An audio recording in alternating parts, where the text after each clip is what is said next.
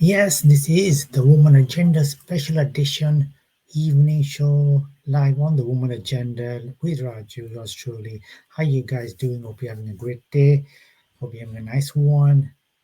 Just a quick, if you want to promote your brand on all our social media channels and on our YouTube, the Woman Agenda channel, get in touch on spotlight309@gmail.com. You can see it below. If you want to be a live guest, collaborate with us, get in touch on the email address below, guys. Hope you hope you're all having a great beginning of the 2022. We have already got two live content today. Hope you enjoyed it. The Miss Universe and the special and the Women's Football special. And this is obviously the Woman Agenda special Sunday edition of the evening show. What we're talking about today, let's have a look. So we're talking about some news about women's tennis. Unfortunately, this has happened. Venus Williams has pulled out due to an injury, unfortunately.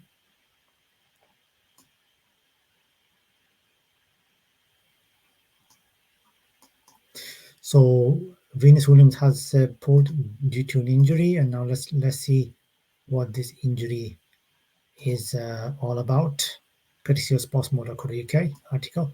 Now Venus Williams has reportedly followed has his Serena Williams in withdrawing from the upcoming Australian Open.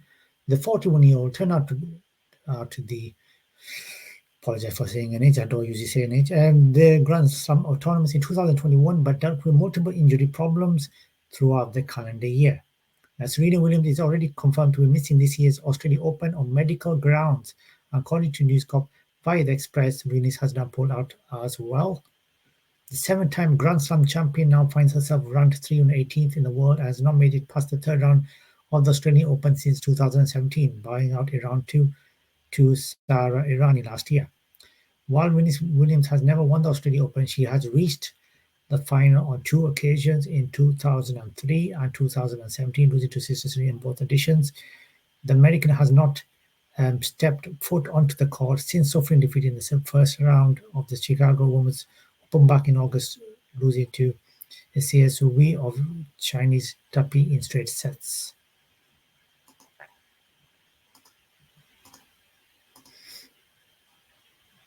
So that's some unfortunate news there, I'm afraid, regarding Serena Williams. Let's look at the second main news which we are covering today.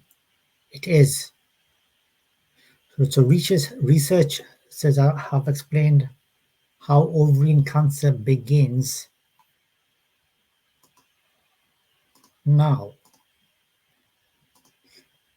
if you think what is ovarian cancer, we will go into detail with this, courtesy of annienews.in.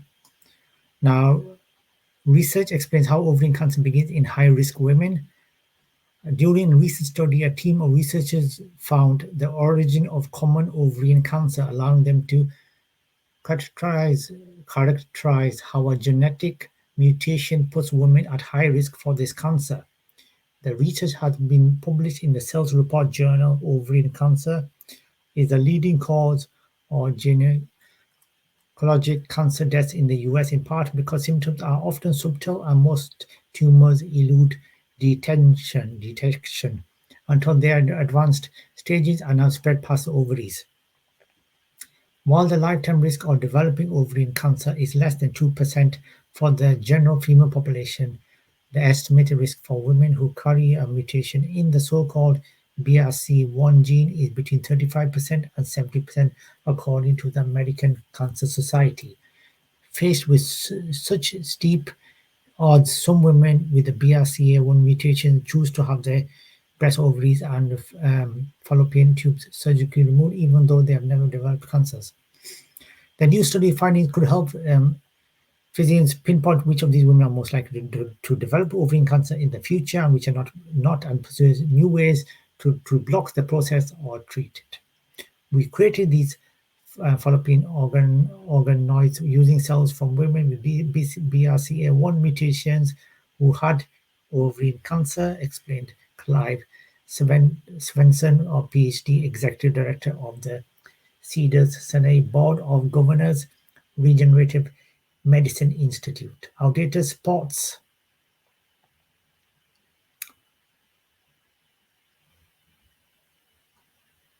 So outdated sports recent research indicating that ovarian cancer in these patients actually begin with cancerous um, lesions in the fallopian tube lining. If we can detect these at the outset, we may be able to short circuit ovarian cancer, Svensson added.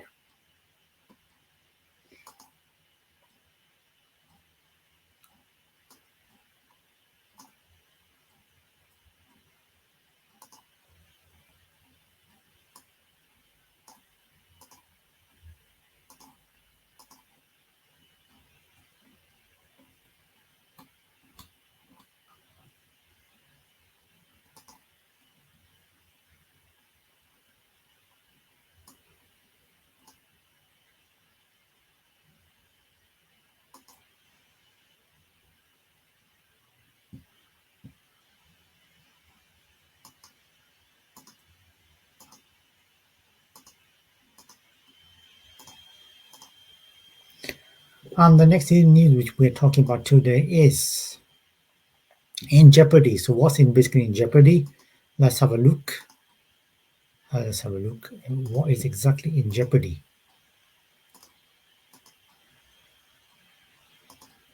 So courtesy of pathfields.com article. What are the real differences between men and women? So my initial impression of the breathless coverage of Amy Schooner's win on Jeopardy was that it was just a fabricated story to give the NYT a chance to use the word female in a headline describing the accomplishments of a male-bodied human being. I know they used not women but full-on female.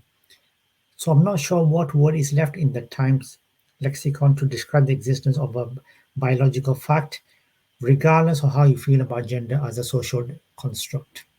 It didn't occur to me, seeing the headlines, that a quiz show was one of those things where sex or gender had any bearing on results. I was wrong. Here are a few links I dug out about the ongoing problem Jeopardy has with, for some reason or other, men on average outwinning women on the game show. There are some interesting findings in just this initial foray into the question of gender differences in game show outcomes. For for some more background, Emily D. Ardo has neatly gathered how her Jeopardy experience is here. Something important to note is that you audition for the show, you take qualifying quizzes that give the show information about your ability to succeed at a trivia quiz, but they don't just put the top three scorers onto stage, they show select a combination of players that will make a good show. Survival of TV is about entertaining you in order to keep selling advertising space or subs, depending on the roster of players who will draw in viewers, is the slight number one imperative, not a surprise here. As a result, though, it's impossible for the selection crew to knowingly fill out rosters slanted towards allowing a given player to win. If you want to build tension with a long winning streak, then put your highest performing player from auditions on the stage with relatively low scoring players, allows the wins to stack up. And then start bringing on another higher scoring players where you're ready to end the streak in high tension game match. If you want to see a sympathetic player succeed, or an audience will much prefer the good guy winning, fill the roster to favor that outcome. And of course, from the other end, as articles exploring the gender disparity question explained quiz question, writers have control over what kind of categories they develop and what questions they ask. So it's entirely possible to attempt to steer victory towards the kind of people who would be more likely to have certain kinds of information. You could make a given game slanted towards scientists or literary types or whatever you like. The show can, without any cheating during the game itself, have quite a bit of sway over whatever contestants are more likely to win.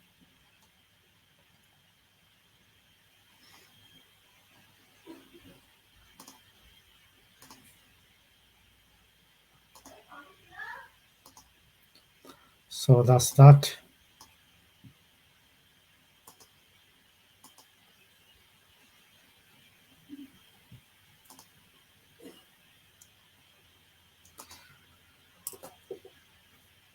And finally, the women's transfer window has finally opened. So football in Bracknell.co.uk, courtesy of the transfer window for the Women's Super League has opened, and the Championship as well officially opened Friday the 31st of December. The window will remain open for 4 weeks before closing on the 28th of January. It's very possible we may see yet another record-breaking signing in the window, with a number of transfer rumours flying around the world of women's football already. As for Berkshire, the departure of striker Jeon Ga-il was announced in December by Reading Women, as the South Korean was confirmed to have left for Sejong Sportstolo in the WK League. No sooner had she exited, we saw the arrival of experienced midfielder Sani Troelsgaard from Damalsvenkhan side FC Rosengard. Hopefully I've said that right, but I'm not sure. Reading will still be looking to strengthen the side centre of play with English midfielder Isabella Sibley, Norwegian Tuva Hansen, and Dan Emersdale, all rumoured to be interests of Kelly Chambers. Keep your eyes peeled for the transfer updates throughout the month, and don't forget to follow women's football in Berkshire on Twitter.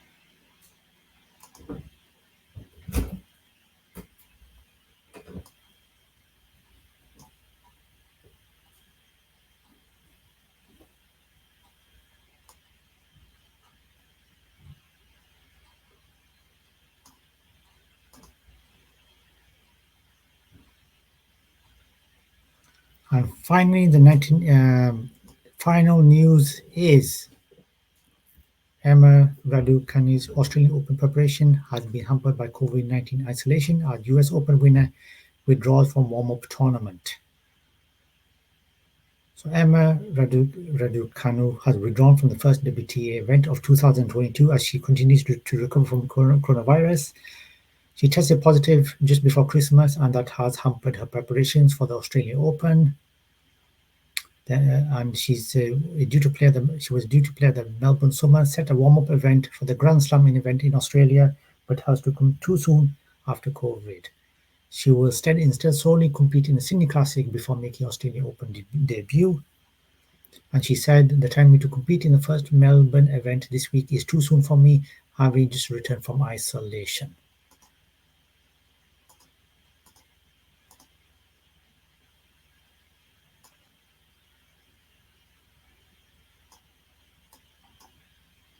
So that is the Woman Agenda special edition today, a bit smaller than the normal edition. Hope you guys enjoyed it.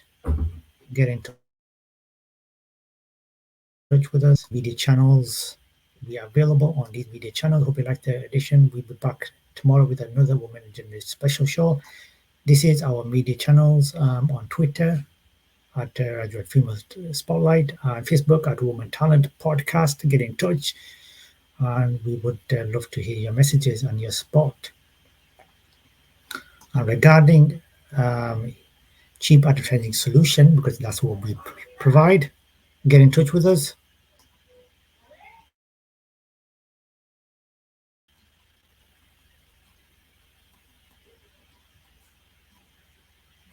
Get in touch with us, and we would love to hear from you guys here live on the Woman Agenda. So I'll see you guys tomorrow. Hope you have a nice Sunday. It's Raju from the Woman Agenda. I'll see you guys tomorrow.